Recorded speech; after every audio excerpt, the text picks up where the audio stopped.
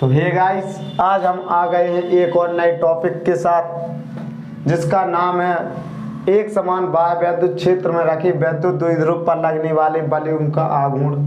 आइए देखते हैं हम इसका चित्र और डेरिवेशन कैसे होता है बहुत ही इजी वे में। तो देखिए, जो बलयों का आघूर्ण है एक समान विद्युत क्षेत्र के लिए, तो सबसे पहले यह देख लेते हैं कि विद्युत द्विध्रुव क्या होता है, विद्युत क्षेत्र क्या होता है। तो सबसे पहले ये बात आती है कि विद्युत द्विध्रुव क्या होता है। तो एक विद्युत द्विध्रुव ये होता है कि यहाँ पर एक माइनस क्यू कूलम का आवेश, एक यहाँ पर प्लस क्यू कूलम का आवेश और एक विद्युत निकाय है। विद्युत द्विध्रुव निकाय की क्या होती है खास बात कि इसकी जो दिशा होती है वो ऋणावेश से धनावेश की ओर होती है, इसलिए विद्युत द्विध्रुव आघूर्ण भी एक सदिश राशि होती है। विद्युत द्विध्रुव आघूर्ण को P से प्रदर्शित करते हैं, जो P बराबर होता है Q इंटू 2L। यहाँ पर Q होता है एक आवेश और जो 2L होती है वो दोनों आवेशों के बीच की सूक्ष्म दूरी या कह सकते हैं अल्प दूरी होती है।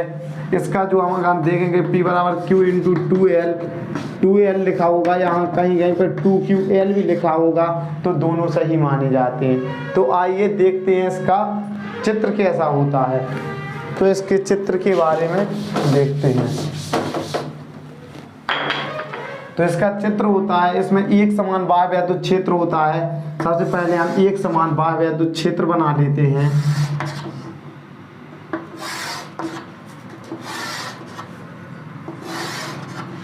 ये हमारा एक समान बाह्य विद्युत क्षेत्र है और बाह्य विद्युत क्षेत्र में एक हम विद्युत द्विध्रुव रख देते हैं। और जहां हम इस पर विद्युत द्विध्रुव रखते हैं, जब किसी एक समान बाह्य विद्युत क्षेत्र में एक विद्युत द्विध्रुव रखा जाता है तो क्या होता है, हम विद्युत द्विध्रुव को रखते हैं, इसका नाम माइनस क्यू कूलम देते हैं और इसका नाम प्लस क्यू कूलम देंगे। और हमको जो विद्युत द्विध्रुव है, इस विद्युत द्विध्रुव को विद्युत क्षेत्र के कहाँ लाना है, विद्युत क्षेत्र के समांतर लाना है। तो क्या करना होगा, सबसे पहले अगर आप देखेंगे कि अगर विद्युत क्षेत्र हमारा इस प्रकार रखा हुआ है, अगर हम इस तरफ बल लगाएंगे तो हमारा विद्युत क्षेत्र और ऊपर हो जाएगा, इसलिए हम विद्युत क्षेत्र में दोनों ओर बल लगाते हैं। तो हमारा यहाँ भी एक बल लगेगा और हमारा यहाँ भी एक बल लगेगा। जब हमारे ये दोनों बल लगेंगे तो आप लोग इमेजिन कीजिए कि जब यहाँ से उतना ही बल लग रहा है वहाँ से, तो इसको यहाँ तक आने में यहाँ तक आएगा तो ये विद्युत क्षेत्र के समांतर हो जाएगा। और जब विद्युत द्विध्रुव को विद्युत क्षेत्र के अंदर घुमाया जाता है तो इसमें विद्युत द्विध्रुव आघूर्ण उत्पन्न होता है। जो आघूर्ण उत्पन्न होता है तो इसमें अगर हम इसको देखेंगे तो ये हमारा क्या होगा, इसका नाम इसका थीटा होगा जो ये कोण, और इसकी जो बीच की दूरी होगी सूक्ष्म दूरी वो 2L होगी। इसका अगर हम नाम देंगे तो इसका OAB नाम दे देंगे। और जब हम इसमें साइन थीटा बराबर लगाएंगे त्रिभुज AOB में तो साइन थीटा बराबर क्या होता है, साइन थीटा बराबर लंब बटे कर्ण होता है। और हमारा इसका लंब कितना है AB, और जो हमारा कर्ण है कर्ण 2L है, 2L साइन थीटा बराबर AB अपॉन 2L। और जब इसमें कैंचीदार गुणा करेंगे तो हमारी AB की जो वैल्यू आएगी वो 2L साइन थीटा आएगी। कितनी आएगी, 2L साइन थीटा आएगी। और जब हम इसके बाद इसका निकालेंगे कि जो प्लस क्यू कूलम आवेश पर उत्पन्न बल है, जो प्लस क्यू कूलम आवेश पर उत्पन्न बल निकालेंगे, प्लस क्यू कूलम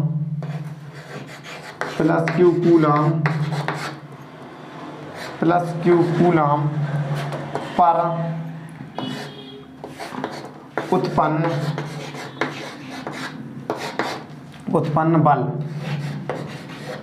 उत्पन्न बल F बराबर QE। और हम जो फिर इसके बाद माइनस क्यू कूलम पर निकालेंगे, जब माइनस क्यू कूलम पर निकालेंगे, माइनस क्यू कूलम आवेश पर उत्पन्न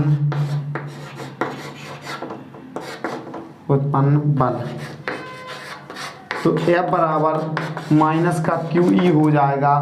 और जब हम इसके बाद देखेंगे जो हमारा F और F है, जो F, एक दूसरे के बराबर विपरीत तथा समांतर कार्यरत है, इसलिए वैद्युत द्विध्रुव को जो घुमाने में कार्य किया जाता है तो इससे कुछ बलाघूर्ण उत्पन्न होता है। तो बलाघूर्ण बराबर हम लिखेंगे यहाँ पर बल आघूर्ण लिखेंगे हम। बल आघूर्ण का जो हमारा फॉर्मूला होता है वो होता है एक बल गुणे दोनों बलों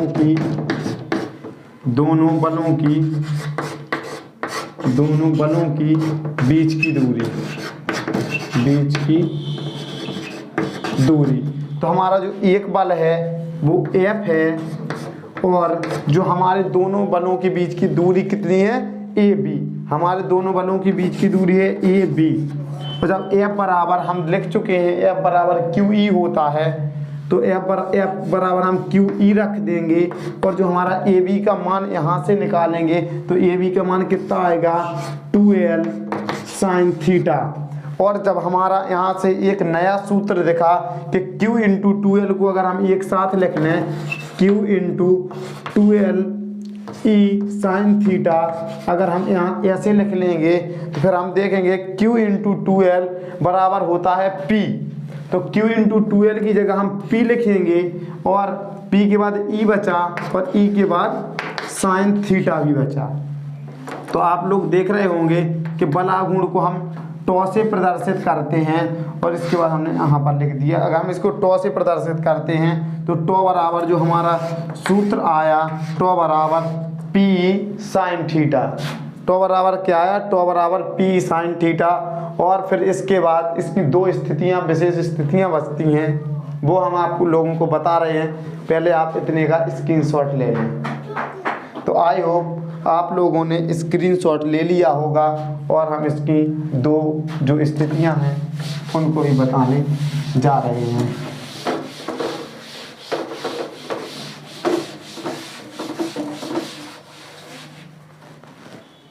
तो आप लोग देखेंगे कि यहाँ पर एक अधिकतम के लिए जो स्थिति होगी अधिकतम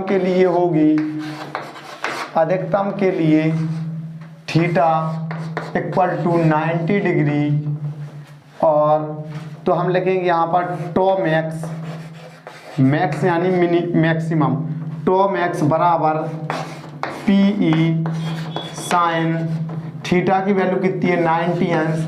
तो टॉ मैक्स इक्वल टू PE तो साइन 90 का मान 1 होता है। तो हम यहाँ पर लिखेंगे टॉ max equal to PE।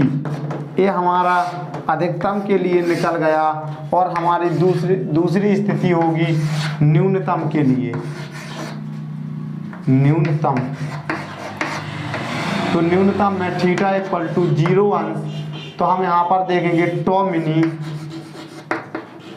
Minimum के लाने निकालेंगे तो PE साइन थीटा।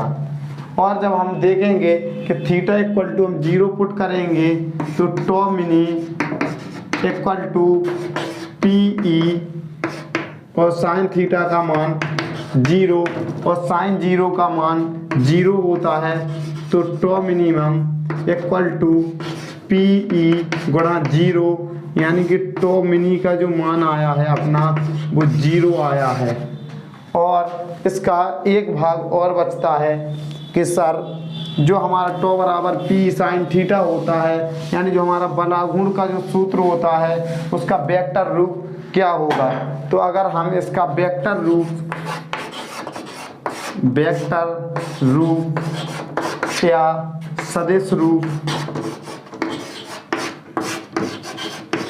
रूप निकालेंगे तो हमारा क्या होता है tau equal to PE sine theta.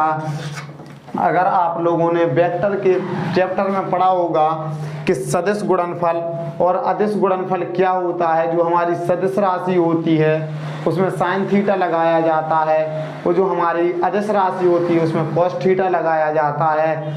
और जो यहाँ पर हम देखेंगे कि हमारा जो वैद्युत द्विध्रुव आघूर्ण है वो एक सदिश राशि है। तो इस सदिश राशि में हम साइन थीटा लगाते हैं। और हम लोगों ने पढ़ा है कि एक हमारा होता है डॉट गुणनफल एक क्रॉस गुणनफल। यानी डॉट गुणनफल और क्रॉस गुणनफल के बारे में थोड़ा जान लेते हैं। अगर यहाँ पर लिखा है A vector dot B vector, तो जो हमारा इसका मान होता है वो हमारा होता है ए बी कॉस थीटा, और अगर यहाँ पर लिखा है ए क्रॉस बी तो इसका हमारा मान होता है A B sine theta, A B sine theta. अगर हम निकालेंगे यहाँ पर इसका मान तो हमारा कुछ ऐसा नज़र आएगा कि टॉ वेक्टर बराबर P vector cross E vector. अगर हम इस नियम से देखेंगे कि टॉ बराबर पी क्रॉस ई, और कुछ बच्चों के माइंड में आ रहा होगा कि भाई साहब जो हमारा टॉ वेक्टर बराबर होता है वो ई क्रॉस वेक्टर पी क्रॉस हो सकता है, तो ये बिल्कुल नहीं हो सकता है, क्योंकि हम प्रीवियस लेक्चरों में पढ़ चुके हैं कि जो हमारा सदिश गुणनफल होता है वो क्रम विनिमय नियम का पालन नहीं करता है, और जो हमारा अदिश गुणनफल होता है वो क्रम विनिमय नियम का पालन करता है। तो आई होप आप सभी लोग समझ गए होंगे कि वैद्युत द्विध्रुव आघूर्ण के लिए व्यंजक कैसे प्राप्त करेंगे, तो ये हमारी सीधी सी भाषा में आप लोग सभी लोग जान गए होंगे।